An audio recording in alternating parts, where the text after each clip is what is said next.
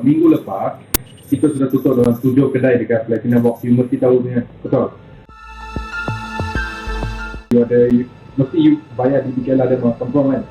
Polis ke apa-apa, just beritahu dia orang hanya bila dia orang akan datang buat operasi lagi.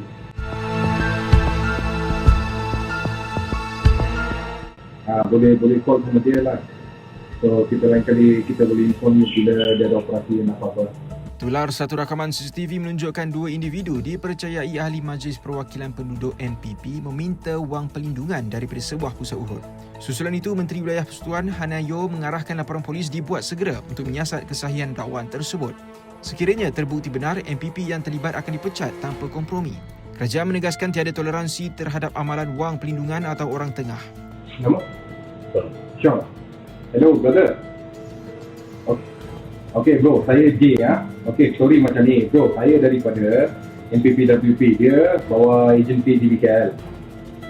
Okay, macam ni. Saya datang sini just nak inform you lah di mana kedai ni ada apa, kedai kita sudah terima banyak aduan atas kedai ni.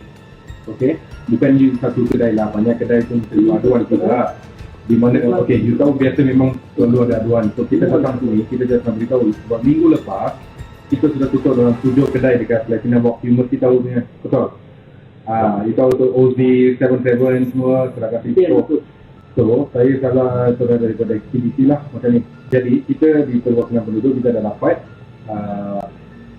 aduan. Okay? Aduan daripada penduduk. Tempat ni beroperasi lah untuk membakar dan bla bla bla.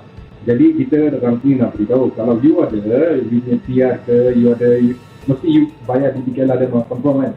Polis ke apa-apa, just beritahu dia orang hanya bila dia orang akan datang buat operasi lagi. Mungkin hari operasi you jaga-jagalah, lepas hari operasi dan you buka balik lah. Kita datang sini nak jadi inform dekat you.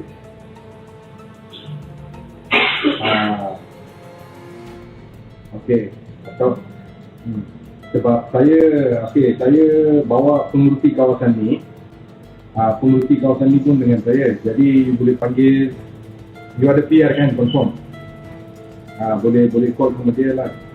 So kita lain kali kita boleh inform you bila dia ada operasi dan apa-apa.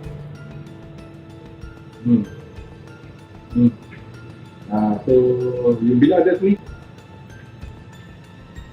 Okay, apa? Saya bagi nombor dekat orang punya friend. Nanti contact dia, you borang dengan dia. Okay. Yelah. Saya kawasan lain, dia pengurusi kawasan ni. Consider saya bos lah. Okay. Okay, boleh. Okay, thank you. Bye.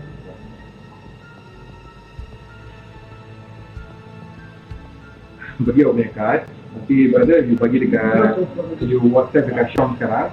Suruh Sean contact dengan dia. Suruh contact dengan dia. You boleh background check pun lah, siapa ini, apa barang, semua boleh background check. So kita sini bukan berat-berat nak tutup kedai ke apa dah lah. Kita datang just buat kawan.